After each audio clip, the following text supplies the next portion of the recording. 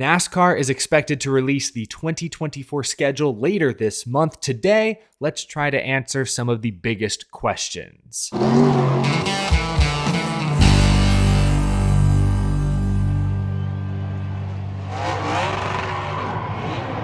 How's it going, y'all? My name is Eric. Welcome to Out of the Groove. I hope you had a wonderful Labor Day weekend. Before we get to the latest NASCAR news, this episode is sponsored by MoneyLion, the all-in-one personal finance app designed to help you take control of your money. As you're wrapping up your summer plans, prepping your next tailgate, or just looking to upgrade things around the house, with the MoneyLion app, you are one step closer to getting your financial future on the right path. With MoneyLion, you can borrow, save, invest, and earn money all in one place. MoneyLion has been a part of the racing community for years. They'll be on Tyler Reddick's number 45 Toyota Camry this weekend at Kansas as he looks to lock himself into the round of 12. At every turn, MoneyLion is helping you set the foundation for a strong financial future. Be sure to follow MoneyLion on social media and download the app today. You can click the top link down in the description or head to moneylion.com/hotpass for more information. Thank you to MoneyLion for sponsoring the show. Before we break down the latest 2024 NASCAR schedule rumors, I want to talk about Harrison Burton. Yes, Harrison Burton. Last week, Team Penske announced they were swapping the number 2 and number 21 crew chiefs for the remainder of this season going into next season. At first, I took this as all but confirmation that Harrison Burton would return to the number 21 next season. Earlier in the summer, I think The Athletic reported that the team was 50-50. Then I think Jordan Bianchi reported that Wood Brothers were leaning towards re-signing him. I took this news as, Harrison Burton will be back. But now we know that does not appear to be the case. Steven Stumpf, I think that's how you say his name, he writes for Front Stretch. He was at the track at Darlington this weekend, and he asked Harrison Burton directly whether or not he will return to the Wood Brothers in 2024. And Harrison answered, quote, "We'll see. It's been ongoing. I think a lot of it depends on how we run, right? We've shown improvements, but we've also had weekends where we weren't as good as we need to be. This group has had a lot of confidence in me from the beginning. It's just about building into the driver that I can be and they believe I can be. I think the crew chief swap is a good sign of that commitment to improve together. We'll see. Luckily for me, I stay out of those conversations and can just drive. I have a great group of people around me who help with all that, and I can just drive race cars." The more I thought about it, and after hearing that quote especially, I think the crew chief swap was more about Austin Cindric and the 2 team than it was Harrison Burton and the 21. Brian Wilson is going to the 2 car. He will reunite with Austin Cindric. They worked together in Xfinity for 3 years, had great success, won the 2020 Xfinity Series championship together. Remember, Team Penske are the ones initiating this move. I think their focus is on unlocking Austin Cindric's potential. He's the one driving for Team Penske. The Wood Brothers, they're a satellite team. The crew chief swap putting Brian Wilson with Austin Cindric is more about fixing the 2 car than it is the 21, in my opinion. And we saw this weekend at Darlington. I know all 3 Penske cars were running around the top 10, but Austin Cindric was top 15 most of the night until he made a mistake, drifted up into Ty Gibbs and wrecked out. But that was a rare, good run at an oval for Austin Cindric. First race reunited with his old crew chief. So maybe they're onto something. But that's not who I want to focus on. I want to focus on Harrison Burton because that's the driver with the most question marks going forward. I think more than likely he returns to the 21 next year, but straight from him, he does not have a deal signed as of yet. I've never really known what to make of Harrison Burton. Go back a few years ago, he disappointed in trucks, couldn't win a race in KBM equipment. But then he moved up to Xfinity, and remember 2020, he won 4 races that year for JGR, looked great. But then he couldn't back it up the next season. He went winless in 2021, but gets promoted to Cup, and that move was somewhat polarizing because he was replacing Matt DiBenedetto, and Matt DiBenedetto had made the playoffs in a pandemic season. 2021 wasn't quite as good, but they were still relevant. I think everyone saw Harrison Burton as a downgrade, at least in the short term. He was seen as more of a long-term work in progress. He'd brought some sponsorship, he'd won some races in Xfinity, potentially had a very high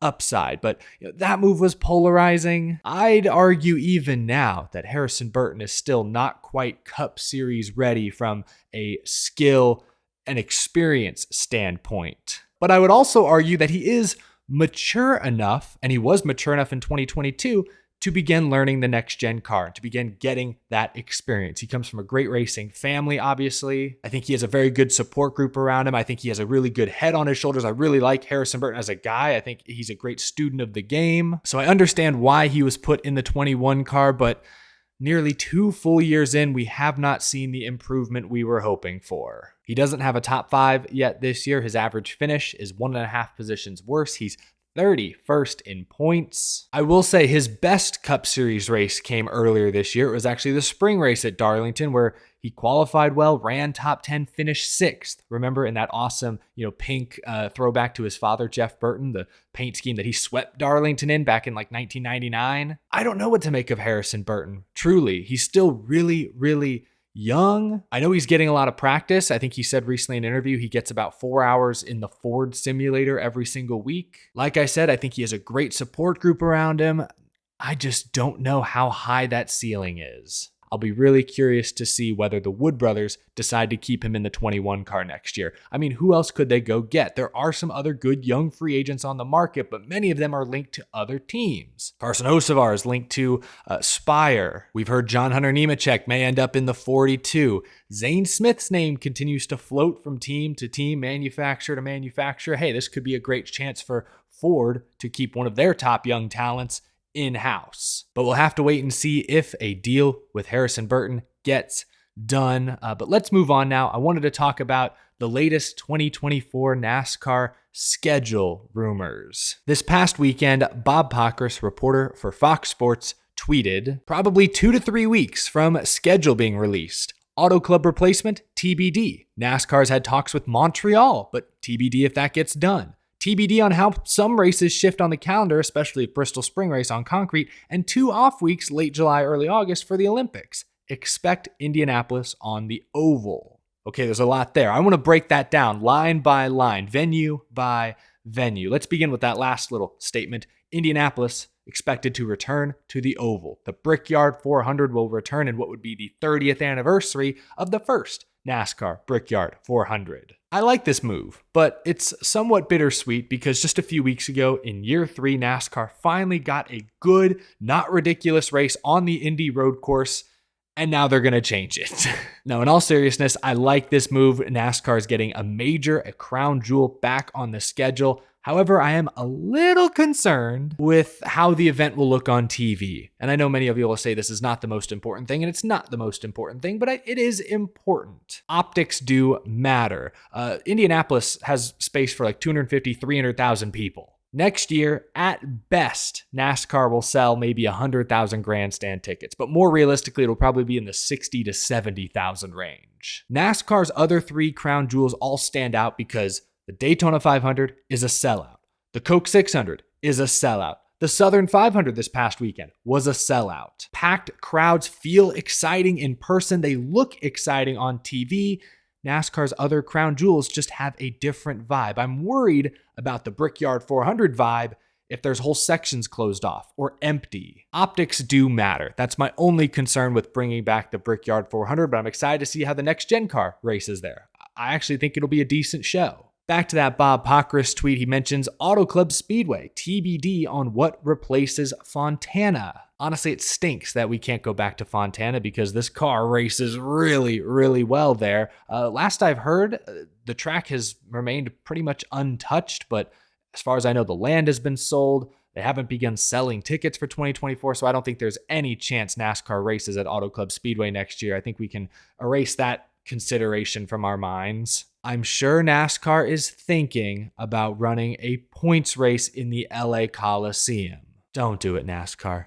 Please, please. I'm not on my knees. Okay, no, I'll get on my knees. I'm begging you. Don't do it. Oh gosh, this chair has wheels on it. That was almost dangerous.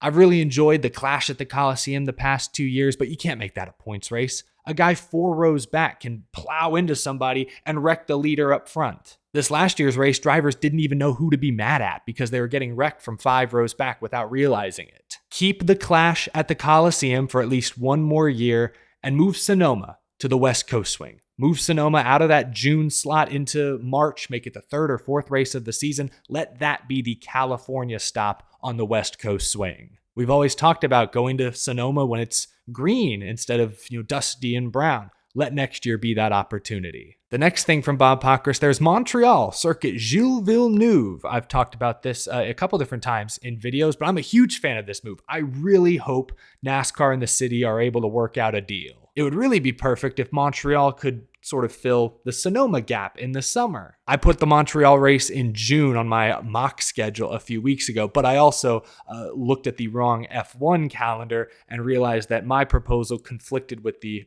Canada Grand Prix, so we'd have to move it a little bit. But if there's a way to squeeze Montreal into the summer somewhere, I think that would be beautiful. I think that would be awesome. NASCAR needs to go international. They're looking to go international. Let's start with Canada. It's a no-brainer. And finally, Bob Pockrass mentions the Bristol spring date. What should we do? I can't believe I'm saying this, but I actually want the dirt back. Just like the Indy Road Course, man, it took them 3 years to get it right. But boy, Bristol dirt this year, I thought was perfect. It looked to me like a real dirt race. Decent attendance as well. Look, the spring race on the concrete surface was dead. Deceased. Dirt brought that date back to life once again. I'd love to see Zombie Bristol return for another go. I would be surprised if they go back to Concrete Bristol in the spring. I'd be okay with it because Concrete Bristol is still probably my favorite race to watch on the entire schedule. But I wonder if there's a different SMI-owned short track in the South that could potentially fill that slot instead. An event that may bring with it a bit more hype, maybe a more rowdy, dense crowd. Maybe North Wilkesboro should get a points date.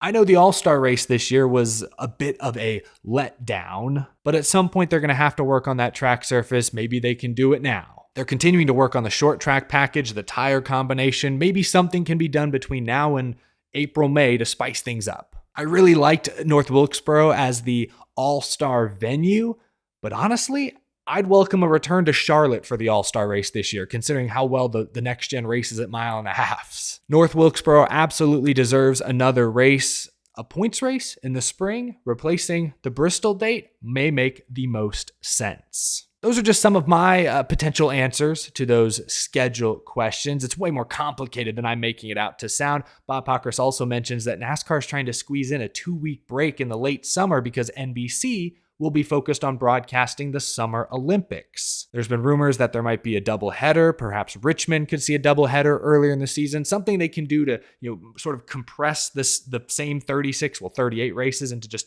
fewer weeks so that they can have those 2 off weeks in July, August.